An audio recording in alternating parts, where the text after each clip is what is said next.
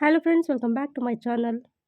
ನಾವಿವತ್ತು ದ್ವಿತೀಯ BA ಅವರ ಸೈಕಾಲಜಿ ಪಠ್ಯಪುಸ್ತಕದಲ್ಲಿ ಬರುವಂತಹ ಸ್ಟಾಟಿಸ್ಟಿಕ್ಗೆ ಸಂಬಂಧಪಟ್ಟಂಥ ಇನ್ನೊಂದು ಪ್ರಾಬ್ಲಮ್ನ ನೋಡ್ತಾ ಇದ್ವಿ. ನಾನೀಗಾಗಲೇ 3 ಪ್ರಾಬ್ಲಮ್ಸ್ಗಳನ್ನು ಹೇಗೆ ಸಾಲ್ವ್ ಮಾಡೋದು ಅಂತ ಹೇಳಿ ವಿಡಿಯೋವನ್ನು ಮಾಡಿ ಹಾಕಿದ್ದೀನಿ. ಯಾರೆಲ್ಲ ನೋಡಿಲ್ಲ ಅವರು ದಯವಿಟ್ಟು ನೋಡಿ. ಹಾಗೆಯೇ ಚತುರ್ಥಕ ವಿಚಲನೆಗೆ ಸಂಬಂಧಪಟ್ಟಂತೆ 2 ವಿಡಿಯೋ ಇದೆ. 2 ರೀತಿಯ ಪ್ರಾಬ್ಲಮ್ಸನ್ನು ಕೊಟ್ಟರೆ ಹೇಗೆ ಸಾಲ್ವ್ ಮಾಡೋದು ಅಂತ ಹೇಳಿ.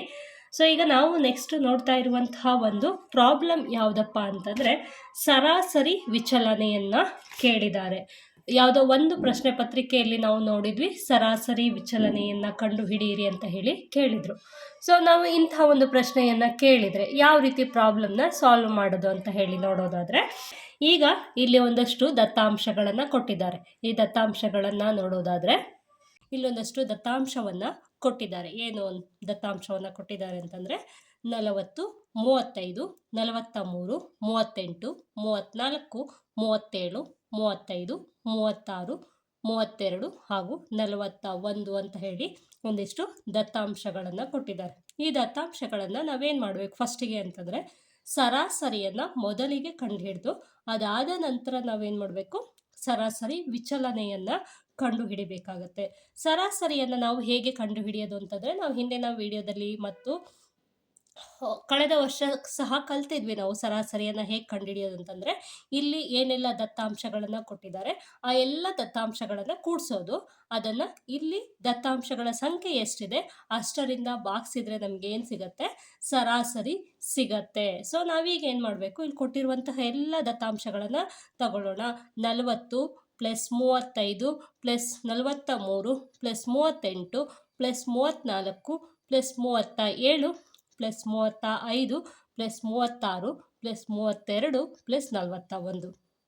ಇದಿಷ್ಟನ್ನು ನಾವೇನು ಮಾಡ್ತಾ ಇದ್ದೀವಿ, ಈಗ ಆ್ಯಡ್ ಮಾಡ್ತಾ ಇದ್ದೀವಿ ಮತ್ತು ಇದನ್ನು ಯಾವುದರಿಂದ ಭಾಗಿಸ್ತಾ ಇದ್ವಿ, ಇಲ್ಲಿ ದತ್ತಾಂಶದ ಒಟ್ಟು ಸಂಖ್ಯೆ ಎಷ್ಟಿದೆಯಲ್ಲ, 1 2 3 4 5 6 7 8 9 10, ಇದರಿಂದ ನಾವು 10ರಿಂದ ನಾವು ಭಾಗಿಸ್ತಾ ಇದ್ದೀವಿ.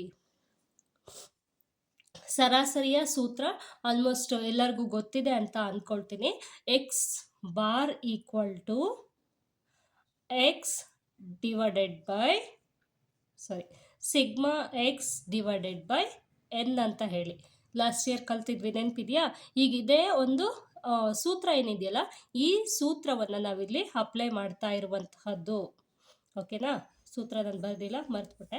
ಸೂತ್ರ ಬಂದ್ಬಿಟ್ಟು x bar equal to sigma x divided by n ಅಂತ. ಸಿಗ್ಮಾ ಎಕ್ಸ್ ಅಂತಂದರೆ ಸಮ್ ಆಫ್ ಎಕ್ಸ್ ಅಂತ ಹೇಳಿ ನಾವಿಲ್ಲಿ ಹೇಳಬಹುದಾಗಿದೆ. ಇಲ್ಲಿ ದತ್ತಾಂಶಗಳನ್ನು ಏನು ಕೊಟ್ಟಿದ್ದಾರೆ ಅದನ್ನು ಒಟ್ಟಾಗಿ ಸೇರಿಸಿದರೆ ಬರುವಂತಹ ಮೊತ್ತವನ್ನು ನಾವು ಸಿಗ್ಮಾ ಎಕ್ಸ್ ಅಂತ ಹೇಳಿ ಕರಿತೀವಿ.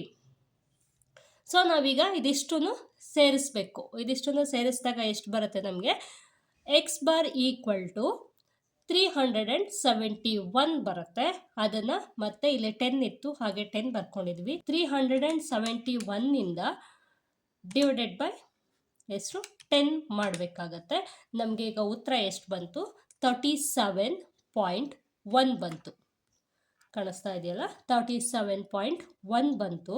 ಸೊ ನಾವೀಗ ನೆಕ್ಸ್ಟ್ ಏನು ಮಾಡಬೇಕು, ಈ ಒಂದು ಸಂಖ್ಯೆಯ ಈ ಒಂದು ದತ್ತಾಂಶದ ವಿಚಲನ ಅಥವಾ ಡಿಫ್ರೆನ್ಸಸ್ ಅಥವಾ ಡಿವಿಯೇಷನ್ ಅನ್ನು ನಾವಿಲ್ಲಿ ಕಂಡುಹಿಡಿಬೇಕಾಗತ್ತೆ. ಡಿವಿಯೇಷನ್ ಅನ್ನು ನಾವಿಲ್ಲಿ ಕಂಡುಹಿಡಿಬೇಕು ಅಂದರೆ ಏನು ಮಾಡಬೇಕು, ನಾವು ಲಾಸ್ಟ್ ಟೈಮ್ ಕೂಡ ಮಾಡಿದ್ವಿ ಈ ಒಂದು ಸ್ಟೆಪ್ಪನ್ನು. ಹೇಗೆ ಮಾಡೋದು ಅಂತಂದರೆ, ಡಿವಿಯೇಷನ್ ಹೇಗೆ ಕಂಡುಹಿಡಿದು, x minus x bar equal to deviation ಅಥವಾ ಡಿ ಬರುತ್ತೆ.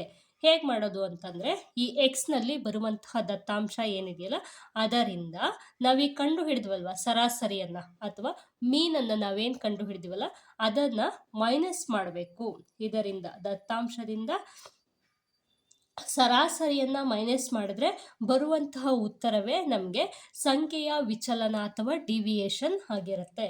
ಸೊ ಇಲ್ಲಿ ನಾನು ಗೊತ್ತಾಗಲಿ ಅನ್ನೋದಕ್ಕೆ ಒಂದನ್ನು ಮಾತ್ರ ಡೀಟೇಲಾಗಿ ಬರೆದಿದ್ದೀನಿ, ಇನ್ನೆಲ್ಲ ಡೈರೆಕ್ಟ್ ಇಲ್ಲಿ ಉತ್ತರವನ್ನು ಬರೆದಿದ್ದೀನಿ. ನಿಮ್ಗೆ ಆಲ್ಮೋಸ್ಟ್ ಈಗ 2-3 ಸತಿ ಪ್ರಾಬ್ಲಮನ್ನು ಮಾಡಿರೋದ್ರಿಂದ ಗೊತ್ತಾಗಿದೆ ಅಂತ ಅಂದ್ಕೊಳ್ತೀನಿ. ಡೀಟೇಲಾಗಿ ಹೇಳೋ ಅವಶ್ಯಕತೆ ಇಲ್ಲ ಅನಿಸುತ್ತೆ. ಸೊ ಹಾಗಾಗಿ ನಾನಿಲ್ಲಿ ಡೈರೆಕ್ಟಾಗಿ ಬರೆದಿದ್ದೀನಿ. ಇಲ್ಲಿ ಮತ್ತೆ ಪುನಃ ನಾನು ಎಕ್ಸ್ ಮೈನಸ್ ಎಕ್ಸ್ ಬಾರ್ನ ಬರೆದಿಲ್ಲ, ಡೈರೆಕ್ಟಾಗಿ ಡಿ ಅಥವಾ ಡಿವಿಯೇಷನ್ ಆನ್ಸರ್ ಏನು ಬರುತ್ತಲ್ಲ ಅದನ್ನು ಇಲ್ಲಿ ಬರ್ತಿದ್ದೀನಿ. ನಾವು 40 ಮೈನಸ್ 37.1 ಮಾಡಿದಾಗ ಉತ್ತರ ಎಷ್ಟು ಬರುತ್ತೆ ನಮಗೆ 2.9 ಬರುತ್ತೆ. ಹಾಗೆಯೇ 35 ಮೈನಸ್ 37.1 ಮಾಡಿದಾಗ ಉತ್ತರ ಎಷ್ಟು ಬರುತ್ತೆ, ನಾವು ಇಲ್ಲಿ ಪ್ಲಸ್ಸು ಮೈನಸ್ಸನ್ನು ನಾವೇನು ಕೌಂಟ್ ಮಾಡಲ್ಲ. ಈಗ ಪ್ಲಸ್ಸು ಮೈನಸ್ ನಮಗೆ ಅವಶ್ಯಕತೆ ಇಲ್ಲ, ಹಾಗಾಗಿ ಡೈರೆಕ್ಟಾಗಿ ಉತ್ತರವನ್ನು ಮಾತ್ರ ಬರ್ಕೋತಾ ಇದ್ವಿ. 35 ಮೈನಸ್ 37.1 ಅನ್ನು ಮಾಡಿದಾಗ 2.1 ಅಂತ ಹೇಳಿ ಉತ್ತರ ಸಿಗತ್ತೆ. ಕ್ಯಾಲ್ಕುಲೇಟ್ ಮಾಡ್ಕೊಳ್ತಾ ಹೋಗಿ. 43 minus 37.1 equal to 5.9. 38 minus 37.1 equal to 0.9. 34 minus 37.1 ಅನ್ನು ಮಾಡಿದಾಗ ನಮ್ಗೆ ಏನು ಬರುತ್ತೆ 3.1 ಬರುತ್ತೆ. ಹಾಗೆಯೇ 37 ಮೈನಸ್ 37.1 ಅನ್ನು ಮಾಡಿದಾಗ ನಮಗೆ ಉತ್ತರ ಎಷ್ಟು ಬರುತ್ತೆ 0.1 ಬರುತ್ತೆ. ಹಾಗೆಯೇ 35 ಮೈನಸ್ 37.1 ಮಾಡಿದಾಗ ನಮಗೆ ಉತ್ತರ ಎಷ್ಟು ಬರುತ್ತೆ 2.1 ಬರುತ್ತೆ. ನೆಕ್ಸ್ಟ್ 36 ಮೈನಸ್ 37.1 ಮಾಡಿದಾಗ 1.1 ಬರುತ್ತೆ. 32 ಮೈನಸ್ 37.1 ಮಾಡಿದಾಗ ನಮ್ಗೆ ಉತ್ತರ ಎಷ್ಟು ಬರುತ್ತೆ 5.1 ಬರುತ್ತೆ. ಹಾಗೆಯೇ 41 ಮೈನಸ್ 37.1 ಮಾಡಿದಾಗ ನಮಗೆ ಉತ್ತರ ಎಷ್ಟು ಬರುತ್ತೆ 3.9 ಉತ್ತರ ಬರುತ್ತೆ. ಈಗ ನಾವೇನು ಮಾಡಬೇಕು, ಈ ಡಿ ಅನ್ನು ಏನು ಕಂಡು ಹಿಡಿದ್ವಲ್ವ, ಈ ಡಿನ ಸಿಗ್ಮಾ ಡಿ ಅನ್ನು ನಾವು ಕಂಡು ಹಿಡಿಬೇಕಾಗತ್ತೆ. ನೆಕ್ಸ್ಟ್ ಸ್ಟೆಪ್ ಏನು, ಸಿಗ್ಮಾ ಡಿ ಅನ್ನು ಕಂಡು ಹಿಡಿಬೇಕಾಗುತ್ತೆ. ಸಿಗ್ಮಾ ಡಿ ಹೇಗೆ ಕಂಡು ಹಿಡಿಯೋದು ಅಂತಂದ್ರೆ, ಇಲ್ಲಿ ಕೊಟ್ಟಿರುವಂತಹ ಅಥವಾ ಇಲ್ಲಿ ಬಂದಿರುವಂತಹ ಉತ್ತರ ಏನಿದೆಯಲ್ಲ ಇದಿಷ್ಟನ್ನು ನಾವು ಆ್ಯಡ್ ಮಾಡ್ತಾ ಹೋಗಬೇಕಾಗತ್ತೆ. 2.9 plus 2.1 plus 5.9 plus 0.9 plus 3.1 plus 0.1 plus 2.1 plus 1.1 plus 5.1 plus 3.9 equal to ಎಷ್ಟು ಬಂತು 27.2 ನಮಗೆ ಸಿಗ್ಮಾ ಡಿ ಬಂತು.